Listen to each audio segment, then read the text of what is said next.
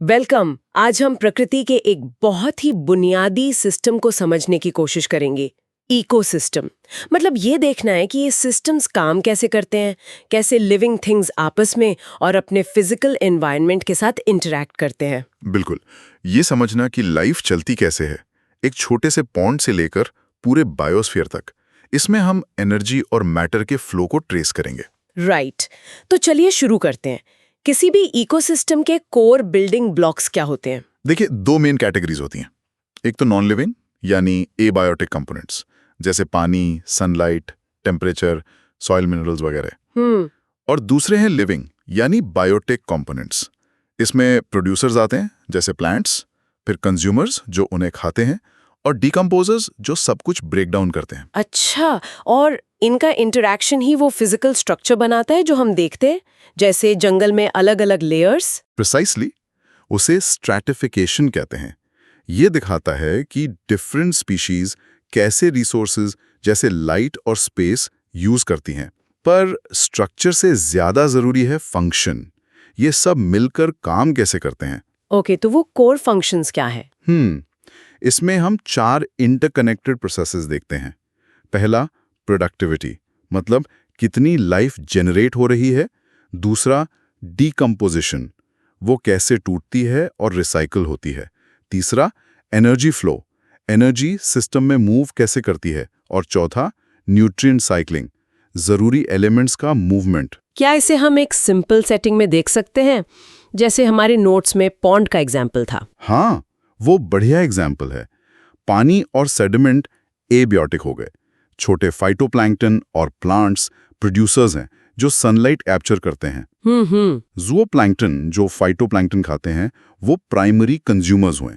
फिर छोटी मछलियां जो ज़ूओप्लैंक्टन खाती हैं वो सेकेंडरी कंज्यूमर्स। और नीचे? और बिल्कुल नीचे बैक्टीरिया और फंगाई हैं, डीकम्पोजर्स, जो मरे हुए ऑर्गेनिजम्स को ब्रेक डाउन करते हैं। ये एक छोटा सा सेल्फ रेगुलेटिंग सिस्टम है जो ये सारे फंक्शंस दिखाता है। तो प्रोडक्टिविटी एनर्जी से शुरू होती है। ये एनर्जी आती कहाँ से है और इसे मेजर कैसे करते हैं? ये ज्यादातर सन से ही आती है। प्राइमरी प्रोडक्शन वो रेट है जिस पर प्लांट्स फोटोसिंथेसिस के जरिए सोलर एनर्जी कैप्चर करके ऑर्गेनिक मैटर या बायोमास बनाते हैं। अच्छा। जो टोटल एनर्जी कैप्चर होती है उसे ग्रॉस प्राइमरी प्रोडक्टिविटी कहते हैं, जीपीपी। जैसे प्लांट की टोटल इनकम सनलाइट से? हाँ, बिल्कुल वैसा ही। लेकिन प्लांट्स को खुद भी एनर्जी चाहिए होती है जीने के लिए। वो है रेस्पिरेशन, आर, मतलब उनका रनिंग कॉस्ट। ठीक है। तो जो बच जाता है, असल प्रॉफिट जो दूसरे ऑर्गेनिजम्स खा सकते हैं, वो है नेट प्राइमरी प्रोडक्टिविटी या एनपीपी। तो एनपीपी इक्वल्स जीपीपी आर। और कंज्यूमर्स भी अपना बायोमास बनाते हैं? हाँ, उसे सेकेंडरी प्रोडक्टिविटी कहते हैं। जिस रेट पर कंज्यूमर्स अपने खाए हुए खाने को अपने टिश्यूज में कन्वर्ट करते हैं। और ये प्रोडक्टिविटी बहुत अलग अलग होती है। हाँ बिल्कुल, ये plant types, nutrient availability, climate, इन सब पे डिपेंड करता है। और मजे की बात यह है कि ओशंस पृथ्वी का 70% हिस्सा हैं। हाँ। लेकिन टोटल बायोस्फीयर एनपीपी का जो करीब 170 बिलियन टन सालाना है, उसमें ओशंस का हिस्सा सिर्फ 55 बिलियन टन है। Land ecosystems per unit area अक्सर ज्यादा प्रोडक्टिव होते हैं। सही है। इससे पता चलता है कि खुले ओशन में न्यूट्रिएंट्स की कमी जैसी चीजें प्रोडक्टिविटी को लिमिट कर सकती हैं, भले जगह बहुत हो। अच्छा, अब जब ये सारी लाइफ मर जाती है तब क्या होता है? यहीं पर डिकम्पोजिशन आता है ना? वो महान रिसाइकलिंग प्रोग्राम। हाँ, बिल्कुल सही कहा।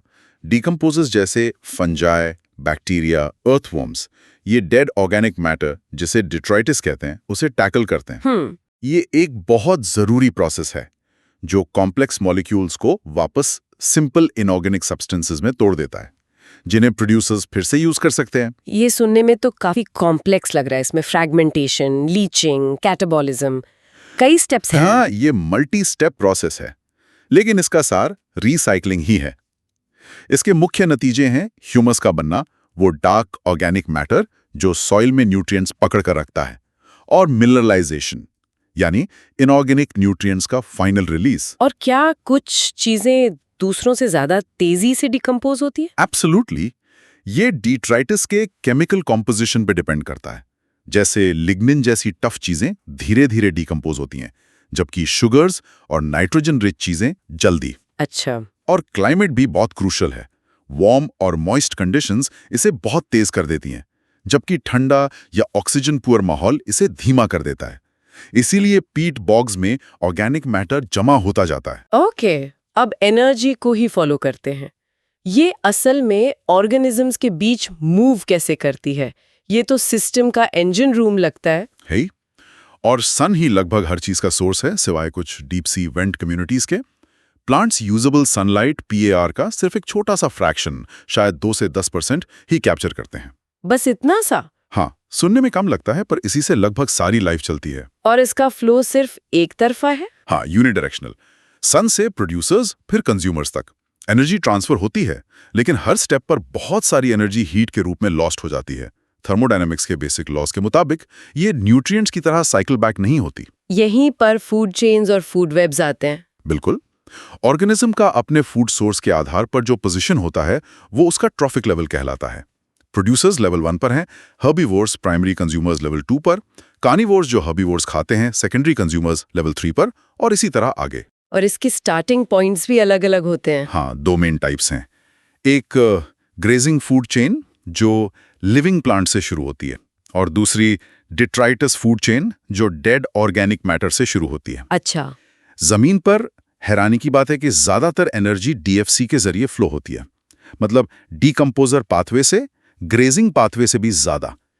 और ये चेन्स आपस में जुड़कर कॉम्प्लेक्स फूड वेब्स बनाती हैं। तो सबसे जरूरी बात ये लगती है कि हर स्टेप पर एनर्जी का लॉस होता है, सिर्फ 10% ही अगले लेवल तक पहुंचती है। हाँ, ये जनरल रूल है, 10% लॉ।